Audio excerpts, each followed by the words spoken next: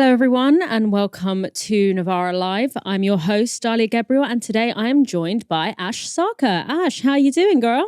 I am all the better for joining you because it's been a long time since I've been able to say this, but it's ladies' night and the feeling is right. They're trying to keep us apart, Ash. The conspiracies.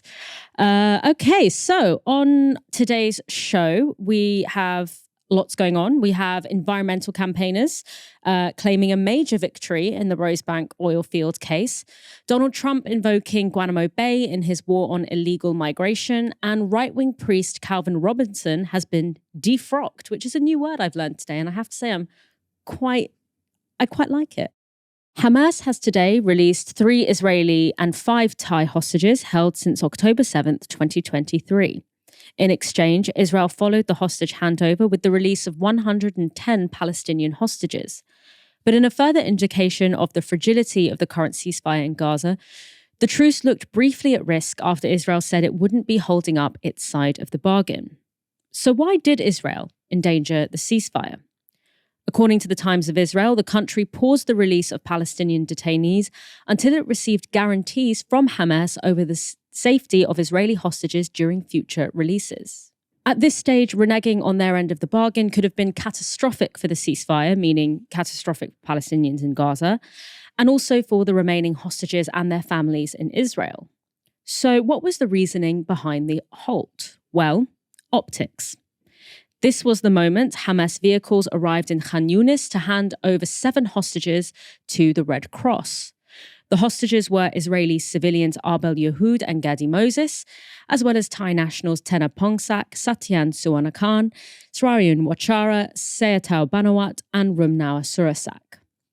The handover took place outside the destroyed home of killed Hamas leader Yahya Sinwar, where a large crowd of Palestinians had gathered. Hamas fighters surrounded the hostages as they moved through the crowds, keeping the onlookers back as the hostages were escorted to the waiting Red Cross. In response to the release, Israeli Prime Minister Benjamin Netanyahu said this: "I view with great severity the shocking scenes during the release of our hostages. This is proof of the unimaginable cruelty of the Hamas terrorist organization.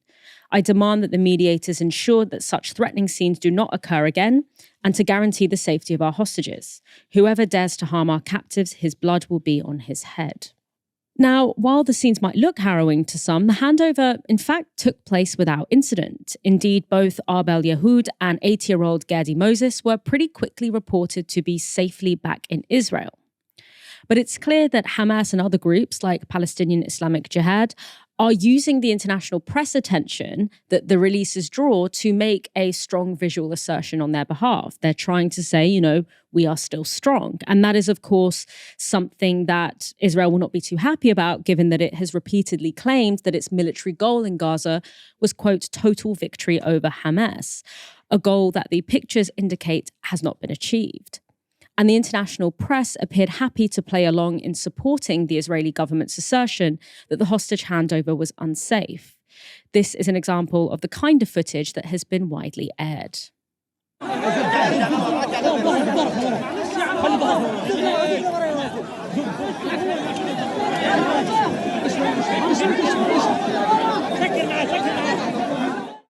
So broadcasts have been dominated by those images of a frail and, admittedly frightened-looking Arbel Yehud, a young woman being escorted through noisy, bustling crowds. By contrast, footage of the Thai nationals or Gadi Moses, who's a man, among the crowd has been significantly less aired. And it doesn't take a degree in media studies to see the kinds of tropes the footage of Yehud is intended to stir up. A scared white woman surrounded by what many in the press have called a, quote, mob of brown men. Now, earlier in the day, a separate hostage release took place. Israeli soldier Agam Berger was handed over to the Red Cross wearing military uniform and holding her certificate of release. This handover also took place at a significant site framed by the backdrop of northern Gaza's Gebrial refugee camp, now completely destroyed by Israeli military. Berger was later shown with her parents aboard an Israeli military helicopter en route to a hospital in Israel. On a whiteboard, she writes the message, quote, "I chose a path of faith and I returned through a path of faith. Thank you to all the people of Israel and its heroic IDF soldiers. There's nobody like you in the world. Berger has also arrived safely back in Israel. Now, Israel's attempt to thwart the release of Palestinian hostages didn't last very long. Within an hour of Benjamin Netanyahu's complaint, his office released this statement. Pursuant to Prime Minister Benjamin Netanyahu's demand, the mediators have conveyed a commitment according to which the safe exit of our hostages who are due to be released in the next phases has been assured. Israel insists that the lessons be learned and strict care be taken in the next phases regarding the safe return of our hostages. It's giving performative. And that analysis is backed up by the presence of US President Donald Trump's Middle East envoy, Steve Witkoff, in Tel Aviv today. With a US hostage expected to be released this weekend, it's been reported that Witkoff met with Netanyahu to tell the Prime Minister in the strongest terms that the White House expects all phases of the ceasefire to be honoured. By 3 p.m. UK time, the release of Palestinian hostages was also back on the cards. And a short time later, Red Cross buses carrying some of the released detainees arrived in the town of Betunia near Ramallah in the occupied West Bank. They were greeted by scores of Palestinians waving flags and chanting. Now, those celebrating Palestinians were themselves facing reprisals from the Israeli security forces. Earlier in the day, Palestinians were reportedly warned that celebrating the releases would be treated as an offence, with leaflets warning them that, quote, anyone participating in such events risk arrest. We have warned you and we are watching you closely. And in occupied East Jerusalem, 12 Palestinians were detained for celebrating, with an Israeli police statement accusing them of, quote, supporting terrorism.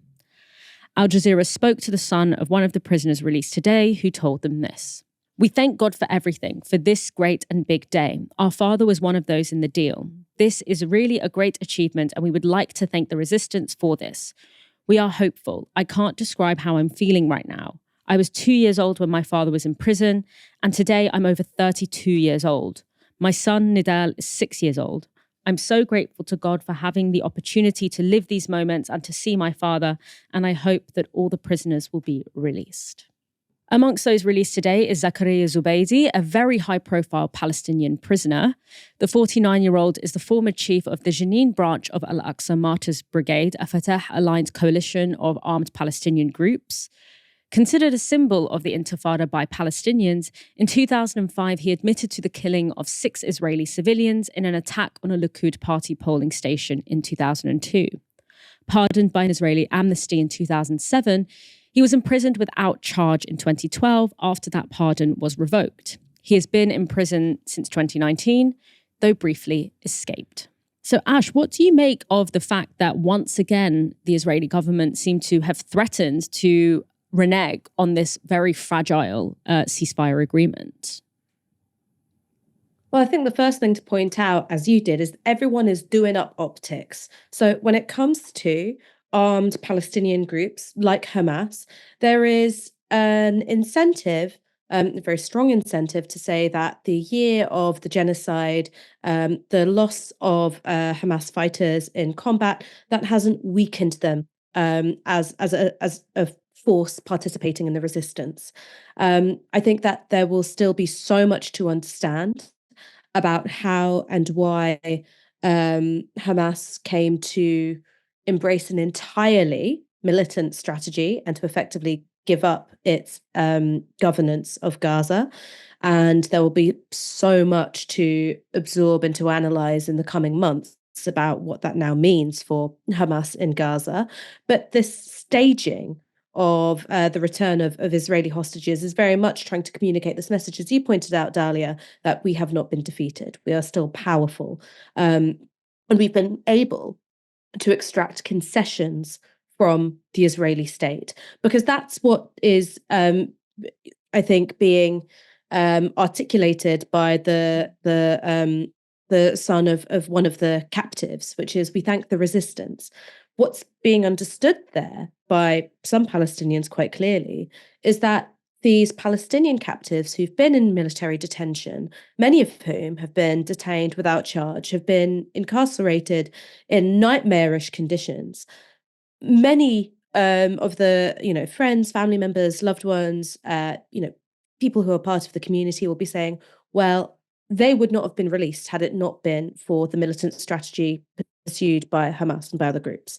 That, of course, is a humiliating position for the Israeli government to be in, particularly when their stated objective for their genocidal war waged on Gaza was the total destruction of Hamas.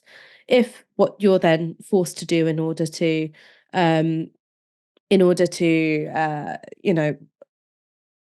manage the various pressures on the Israeli government and draw this chapter of the war to a close, is release, over 1,000 Palestinian captives. That is a humiliation. Their way of managing it is the same way in which the Israeli government, not just of Netanyahu, but of successive administrations as well, their way to manage it is to clamp down on expressions of Palestinian political autonomy, Palestinian celebration. It wasn't that long ago that it was illegal to portray the Palestinian flag, and indeed to make art which had the colours of the Palestinian flag. That's why the watermelon is a symbol of Palestinian liberation, because it naturally has the colours of black, green, red, and white. So this is something that Israel has got a long history of doing. For me, the things to pay close attention to going forward will be one, what does the current state of play of there not being an interim government in Gaza, but also the huge loss of legitimacy for the Palestinian Authority, hugely unpopular amongst Palestinians who feel that they have, collaborated with the Israeli state. Of course, in many cases they have. What does that mean for Palestinian political leadership? What will the nature of Israeli retaliation being a genocidal war, what will that do to calculations being made by Palestinian armed resistance in years to come? And thirdly is internally, when it comes to Israeli politics, will there ever be a point where Netanyahu and the forces of the Israeli right will be seen as being responsible for the security breach of October 7th, or will be seen as having made a kind of explosive outburst of violence, all but inevitable, through their continued denial of statehood to the Palestinians? Will that ever be a sort of, swing of the pendulum in Israeli politics, or is it just a sort of runaway train to, ever more fascistic tendencies? Those are the three things I'd say that we have to pay close attention to. Yeah, really important analysis of kind of the internal politics, both within Israel and Palestine. I will say that what you were saying there, Ash, really made me think about just before, Biden left office, Anthony Blinken made this, said that Hamas has completely replenished its ranks. So all of those Hamas fighters that were killed by Israel over the past year have been replaced by people signing up to fight. And that to me is just a kind of a stunning indictment of the kind of the what Israel has done in the sense of not meeting its own military objectives. But also, I think that seeing how in future years that the impact of Israel becoming a pariah state for so many ordinary people, the fact that Israel's actions have mobilized millions of people to consistently come out in the streets, every opinion poll that we see, even within the UK and the US, which, the officially, kind of institutionally, the staunchest allies of Israel, that, every opinion poll says that, at least that, the what Israel has done over the past year is something that is widely condemned by regular people and met with wide disgust. The question of how that's going to play out politically within Israel over the next few years is quite interesting, because over the past, 10 years especially, the Israeli government has been very, very intent on trying to both play the game of like obviously exceptionalizing themselves, but also of saying, we're just a regular, beachy holiday destination. Like we're, come here, there's nothing to worry about. They've tried to kind of normalize this sort of their presence within the global stage and to kind of decouple people's imagination of Israel away from, the quote unquote conflict, to portray it as a tourist destination, to portray it as an innovation hub, to just kind of make it, to make people not think immediately when they think of Israel, to not think of like violence, conflict, armed struggle, That has been rolled back on essentially over the past year. The public opinion of Israel. I can't see people going on lighthearted, fun little holidays to Israel in the near future. People's association with Israel in the public opinion, this, has been markedly changed. So I do also wonder kind of how that is going to play out over the next few years. The decision to greenlight a major oil field has been ruled unlawful following a 4-year campaign by environmental activists. The Rosebank project was set to be the UK's biggest undeveloped oil field in the North Sea. But a concerted and coordinated campaign by environmentalists quickly brought the massive gas and oil project to public attention. Carefully building a program of protests and legal challenges, campaigners stalled the extraction of large oil and gas reserves again and again. Now, a Scottish court has ruled the previous Conservative government acted unlawfully when it gave Rosebank and the smaller Jackdaw gas project the green light back in 2023. The judge stated that the original assessment of the project only acknowledged the climate damage of digging the oil and gas out of the ground. It did not take into account the damage caused by actually burning them.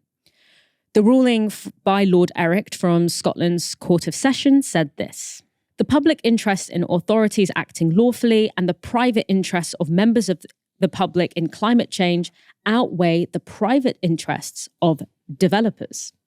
The decision will be quashed and can be taken again, this time taking into account downstream emissions."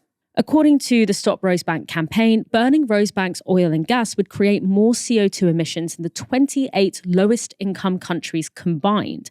That means the emissions from this single UK oil field would contribute more to climate breakdown than 700 million people per year.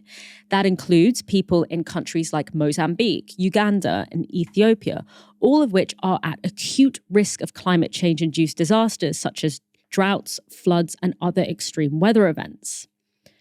Now, as Lord Eric said in his judgment, there is still scope for the project to go ahead if the climate assessment is resubmitted, but climate campaigners are celebrating this as the latest in a string of legal victories. In 2024, similar verdicts put a halt to an oil drilling project at Horse Hill in Surrey and a Cumbrian coal mine, where climate risk assessments were also ruled unlawful because of their failure to acknowledge the environmental impacts of burning fossil fuels extracted by the project. Now, the companies involved in Rosebank seem confident that the project will still go ahead. A spokesperson for the project's primary developer, Equinor, said this: "We welcome today's ruling and are pleased with the outcome, which allows us to continue with progressing the Rosebank project while we await new consents." As of now, however, no oil and gas drilling will be able to take place in the Rosebank field, and pressure is likely to continue mounting on Keir Starmer to halt the project, which he now has the power to do.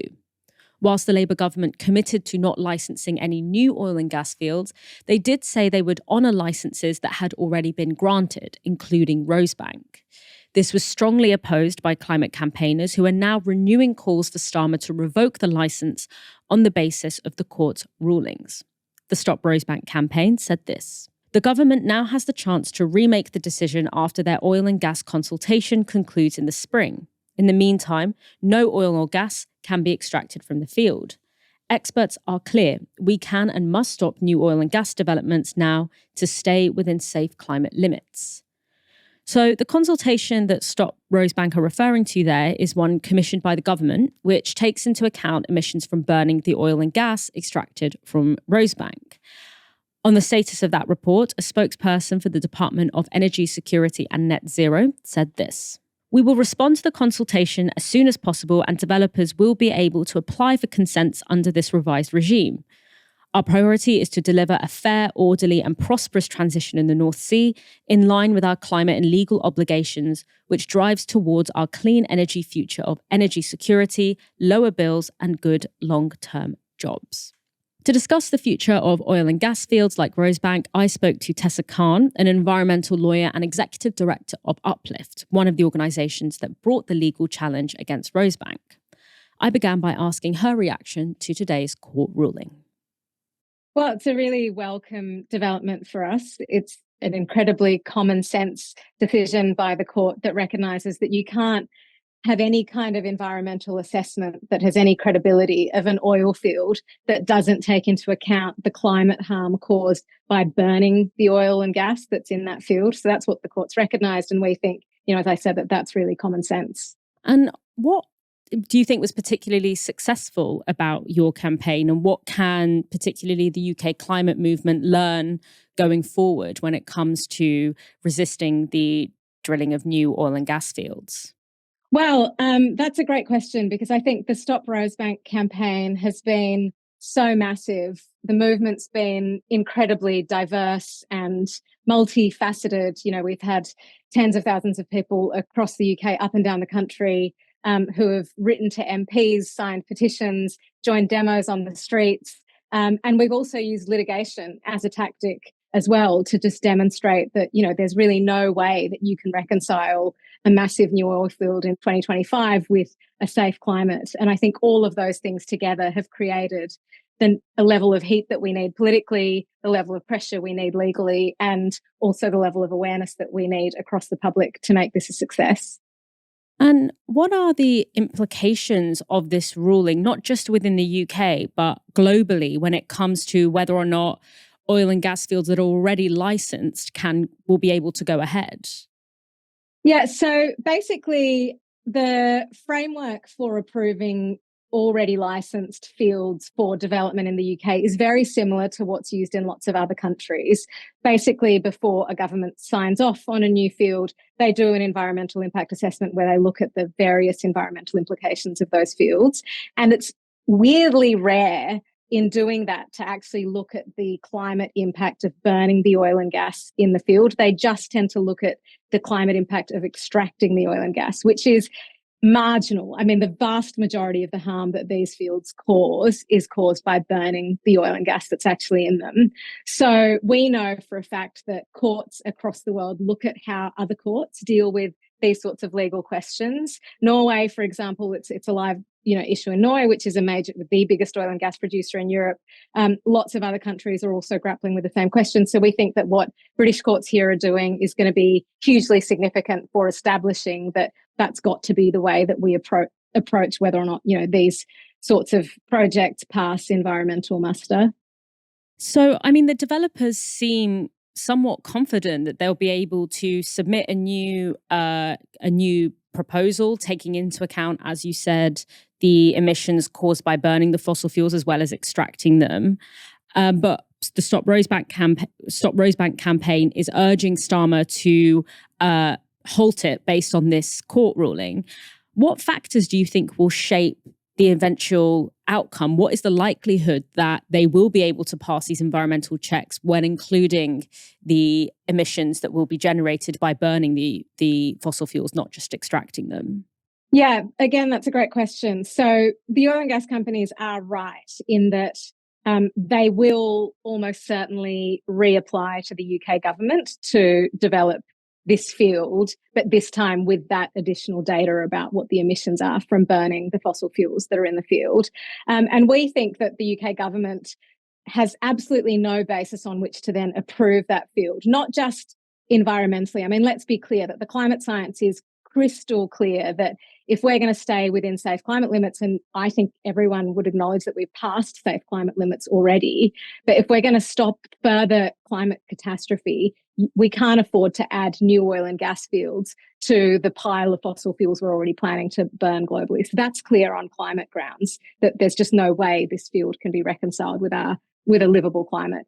But then, we think the UK government's got to look at the broader arguments for whether or not this field should go ahead. Is it in the public interest? Is it going to contribute to energy security? Is it going to make our energy more affordable? Is it going to help with the cost of living? And on all of those counts, the answer is no. I mean, 80% of the oil that's extracted in the UK ends up being exported. It's not going into British cars or British industry. It's not helping our energy security. The industry itself acknowledges that it's not going to make a difference to our energy bills. And, the oil and gas sector in the UK, if you're thinking about jobs or prosperity for the communities that are associated with it, it's in irreversible geological decline. In the last decade, the North Sea oil and gas sector has shed about half of the jobs that it supports. And that's just because the heyday of North Sea oil and gas is over. It's a mature basin. So the government's got to get on with the job of supporting the transition for the oil and gas workforce. They've been crying out. The trade unions have been crying out for more support. They've been striking.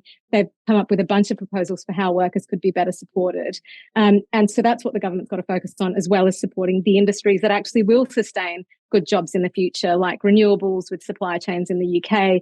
That's where our future lies. So you guys have, at least for now, sort of done the litigation part of the campaign. What's the plan, over the next few months to secure that verdict from Starmer's government to stop Rosebank from going ahead?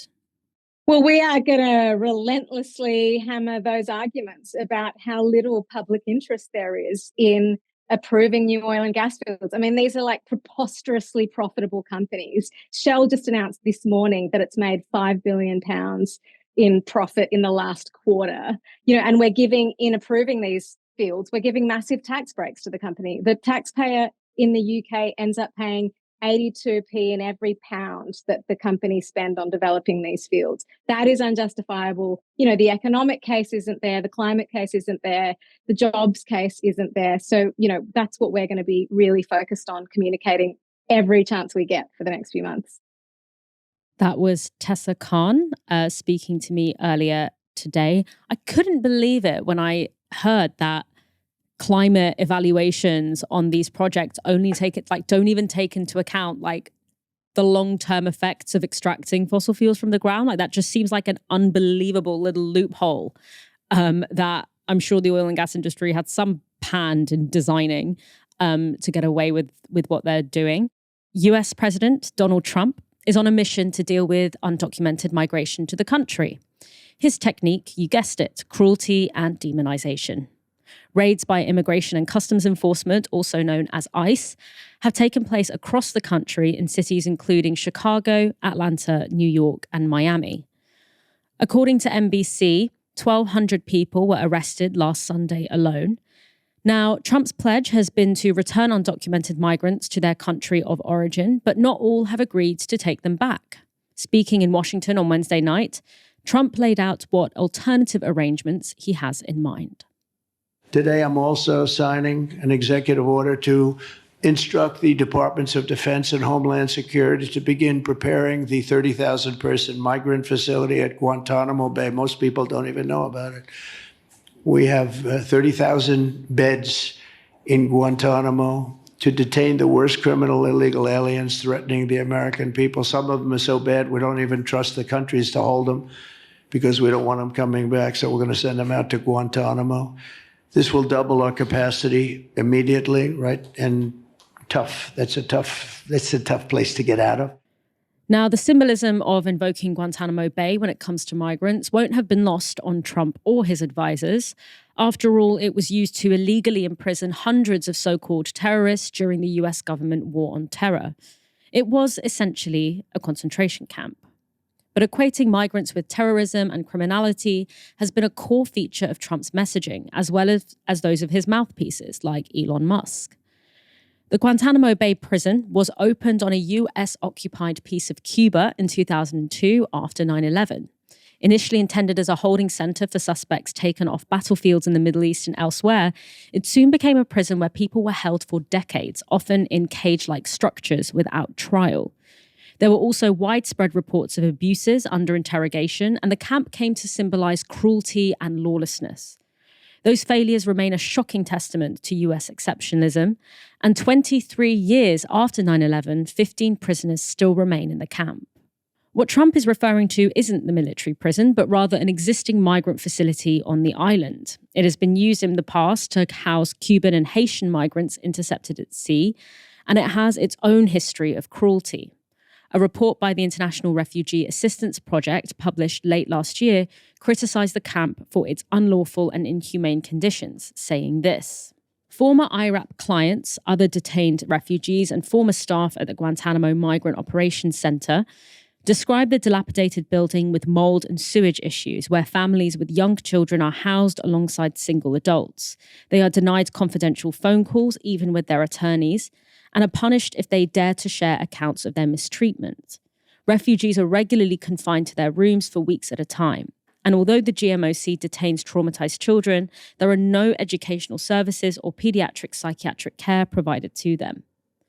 These refugees are forced to endure this treatment until a third country agrees to accept them for resettlement, even if they have family in the United States.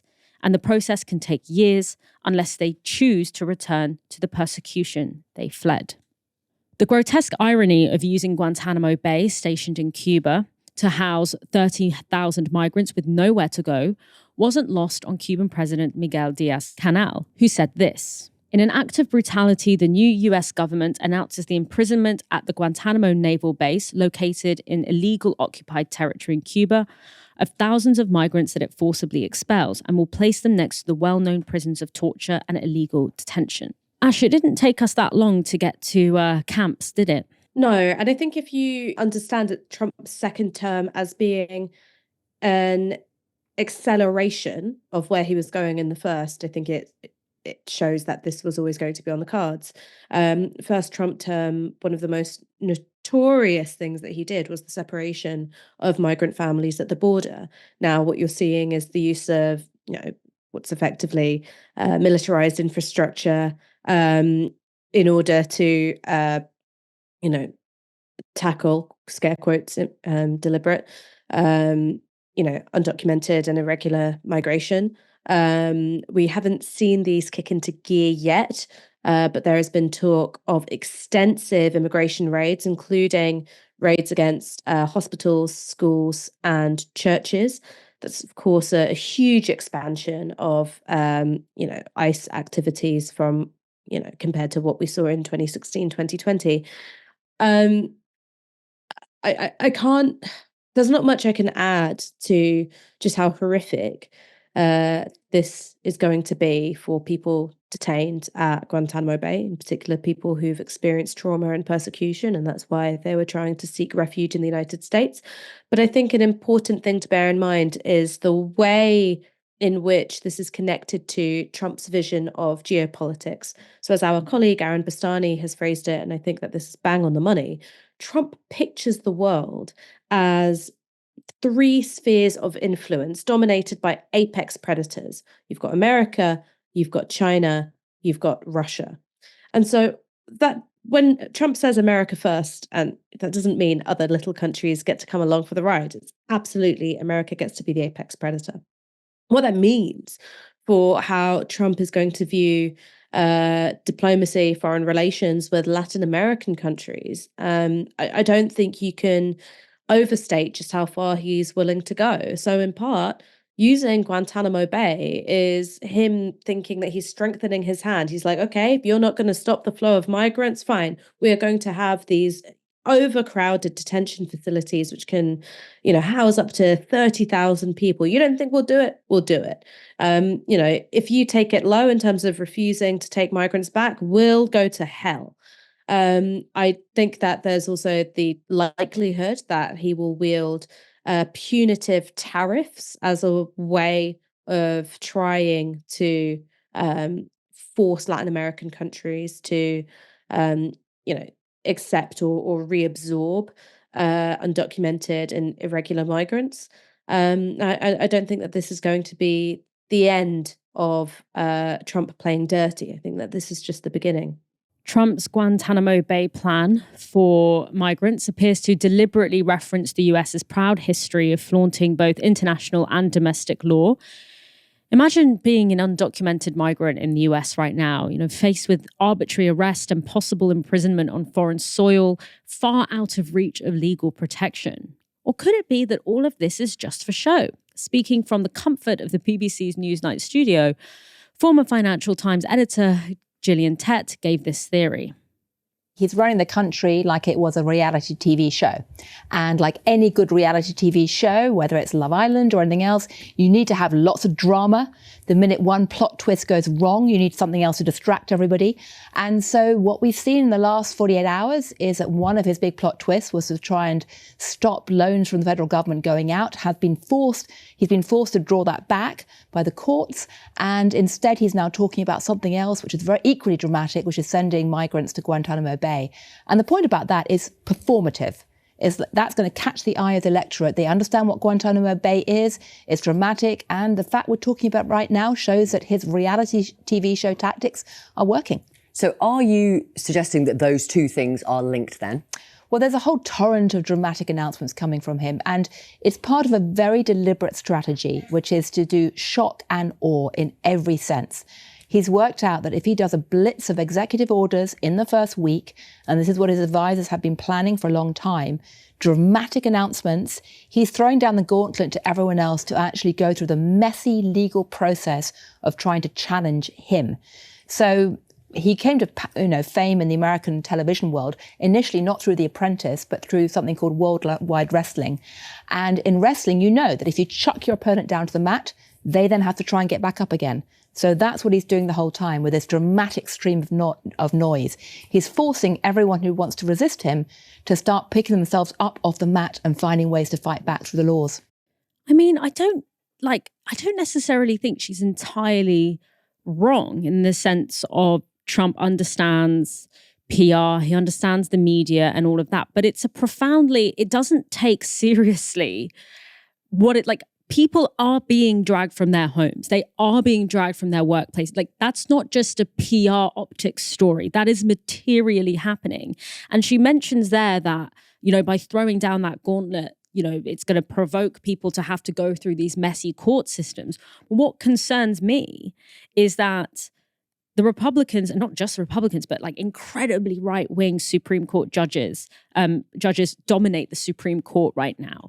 And so my fear is that by doing these kinds of, things that might then spark these legal challenges, that actually what can end up happening is that as those legal challenges go up to the Supreme Court, we have this incredibly right-wing Supreme Court that legislate in favor of Trump, and then the actual legal fabric of the US fundamentally and irreversibly changes, well, not irreversibly, but at least fundamentally changes in a way that allows for these kinds of things to become part of the norm, to become a new norm. By doing that, you are kind of changing, or at least potentially changing the legal architecture of the country into a very, very dark path. I mean, Ash, do you think that kind of idea that, he's just doing this all for show, he's just being a celebrity, do you kind of think that is undermining the seriousness of like what is actually going on?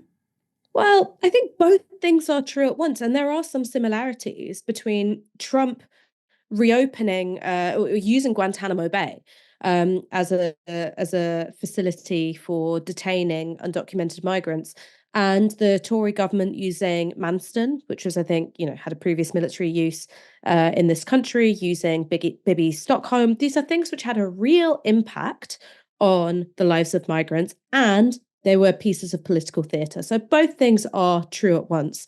I think that understanding what Trump is doing strategically, however, is really, really important.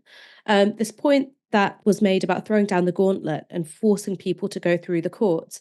I read a really interesting article. I can't remember if it was Compact or Unheard, but it was an analysis of the Democrats' use of lawfare against, the Trump movement. So trying to go through the courts, either to hold Trump to account for, secret hush money payment to Stormy Daniels, or, relying on the courts to deal with January 6th. These are, of course, I'm not saying that these are unimportant issues. Of course, they're hugely important issues. But every time you fight something through the courts, you are taken further away from the terrain of populism. I think that's just a fact. You're taken further away from populism, and you're placed more in the position of trying to uphold the integrity of and defend the integrity of institutions which we know to be deeply flawed and that many people in America think are corrupt and don't look out for them. So it's a piece of political theatre which also forces people away from terrain that they're strongest, puts them in the position of, as I've talked about this many, many times, of defending minority rights. I'm not saying that that's bad, but every time that that happens, progressives are coded as being in the interest of minorities rather than majorities, and also puts them in the position of being more closely aligned to, establishment institutions. How you find a populist way to defend the rights of migrants, I have no idea. I have absolutely no idea. There's nowhere on earth, really, that I'm seeing that modeled at scale. I think you can see that modeled in moments of direct action, but of course, that those aren't the same as a mass movement or, a sort of a political culture which is on the verge of becoming hegemonic. So I really don't know how you deal with that politically without strengthening Trump in some way.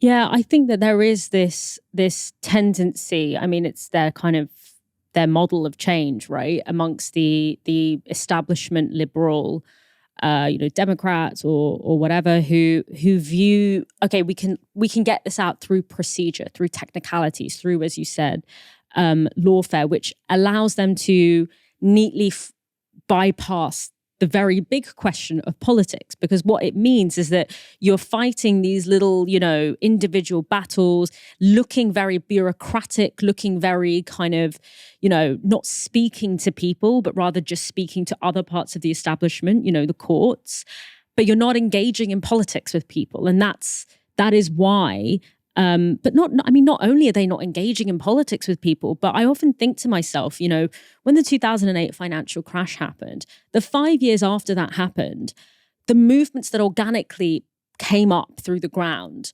were not anti-migrant movements. Maybe they weren't forefronting the issue of migrant justice or racial justice in the very forefront, although actually a lot of them did, but it was at least a form of economic populism that did not centralize this nativism that we see now. And those populist movements that organically emerged in the wake of the 2008 crisis were crushed primarily by the establishment liberal order, by the centrists. And then when you crush that, when you make it so that there is no way for that original organic impulse, which was actually not towards, the right wing, which was actually not a right wing populism, particularly in the US and in the UK, but also, more globally, when you strangle that and you send the message to the population that if this is what you want, you're never going to get it, then that creates fertile ground for the only form of populism to emerge, to be a right wing populism. And so it's this constant desire, this constant inability to engage in the politics of persuading people away from a different vision of a populist politics that makes it feel like it's further and further away, that makes it in a very real sense further and further away. I mean, Ash, what do you think about that kind of, especially thinking about the forms of populism that emerged after 2008? I was absolutely chomping at the bit to get back on this, but I really, really agree with you. I really, really agree with you. In particular about this sort of way of trying to take the politics out of it by saying, well, actually, the reason why this can't happen is that it's against the rules. I interviewed Dominic Cummings for my book, and this was one of the things that we discussed. We talked about right-wing populism and anti-immigration politics. And if I were to summarize what he said, he, coming from his perspective, which is obviously a right-wing one, someone who capitalized on anti-immigration politics, the thing that he said is, well, when we're saying why are all these, and in his words, illegal immigrants, coming through the Channel Tunnel, why can't you stop it? And someone else is saying, well, it's against the rules to stop it. That creates this ground of going, well, the rules are wrong.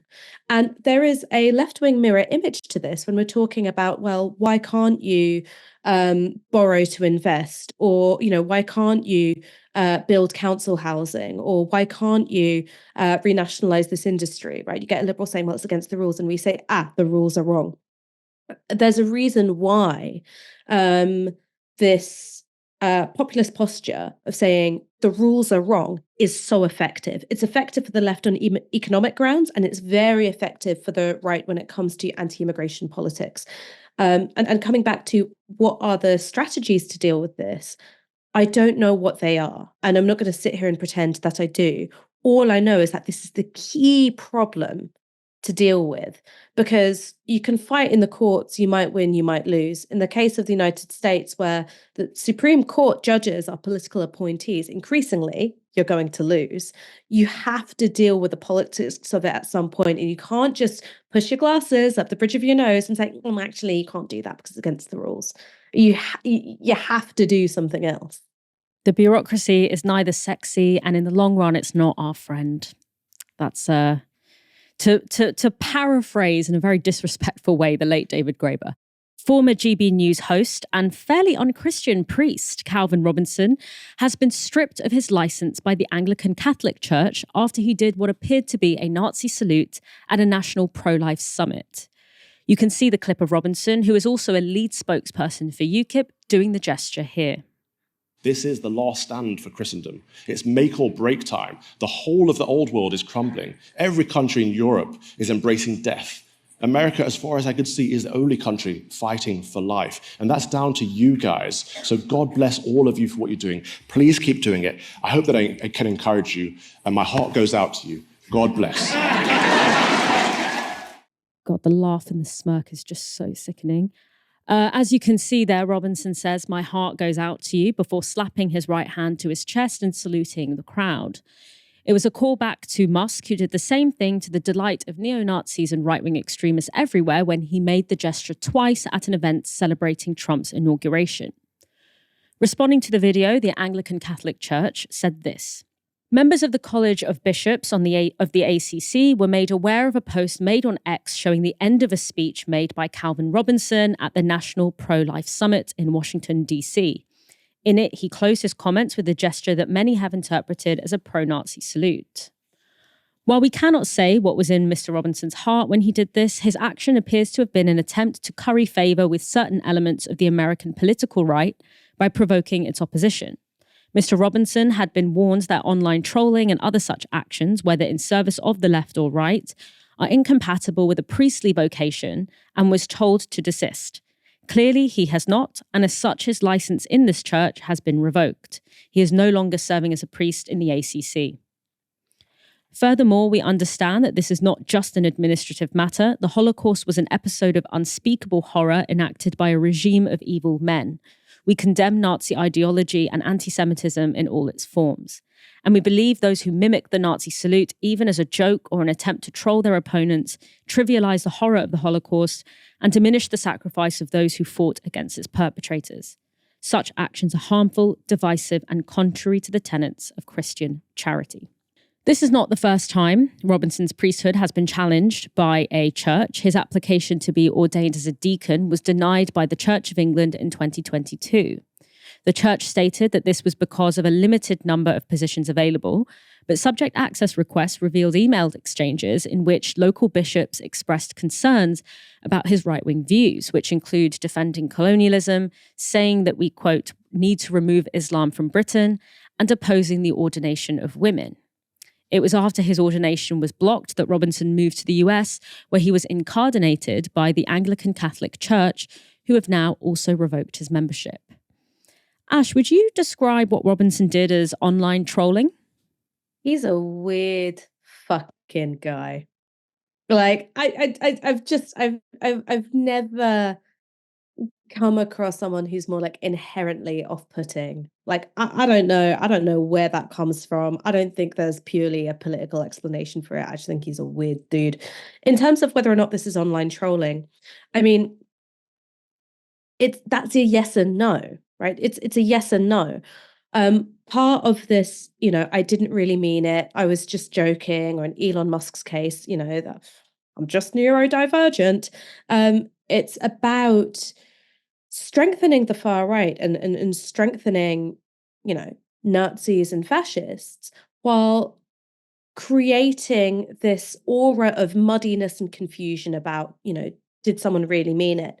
And I think that in some ways this is a product of, the Nazis being held up as a sort of singularly reviled evil, because everybody agrees that the Nazis were such a singular evil. It then creates the space for people to go, well, of course I wouldn't mean it. Of course I wouldn't mean it. There's no way I could possibly mean it. All while creating conditions which are more fertile for neo-Nazis. I think this is part of, the Steve Bannon flood the zone with shit strategy.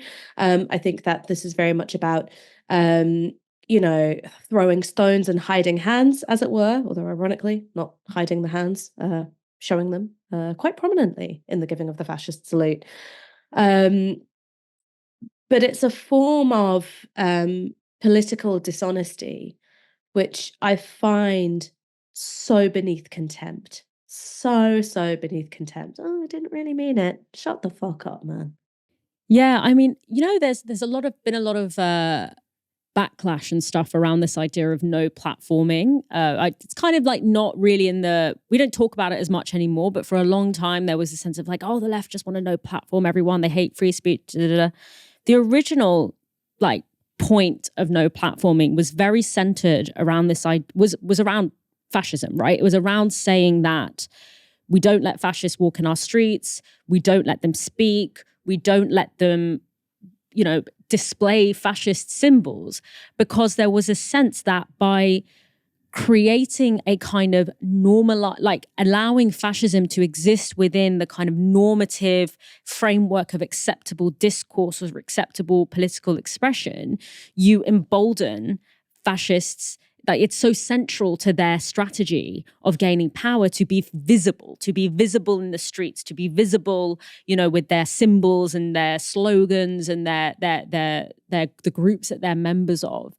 And the fact that we are seeing it eroding before our eyes in this sense where you see something that is just so clearly cannot be anything, to me at least, but a mimicking of a Nazi salute, and you find yourself having to find all these different reasons why it wasn't that, but then continuing and facilitating the enabling of those things being staged, which then suddenly just breaks the boundaries of political discourse that have, for all intents and purposes, at least on mainstream stages, has stayed intact for decades. And seeing that begin to crumble, it's incredibly scary, especially when we consider the role that displays of fascist symbolism, displays of fascist presence in the streets, how integral that is to the rise of fascist power.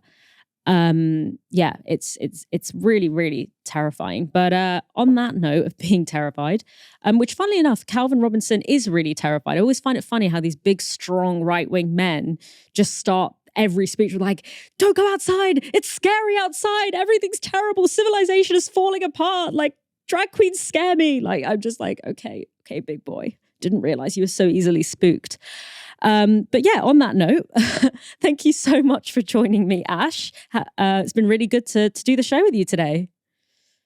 It's been so great doing the show with you. I've got a chicken cacciatore to make, which is in the Roman style, which means no tomato, lots of rosemary. And yeah, maybe next time I'm on Novara Live, I'll let you all know how it went. Well, you're going to have to come back tomorrow for another live show at 6 p.m. Ash won't be there, but make sure you tune in next week as well every night, where you can find out how Ash's culinary delights fared out.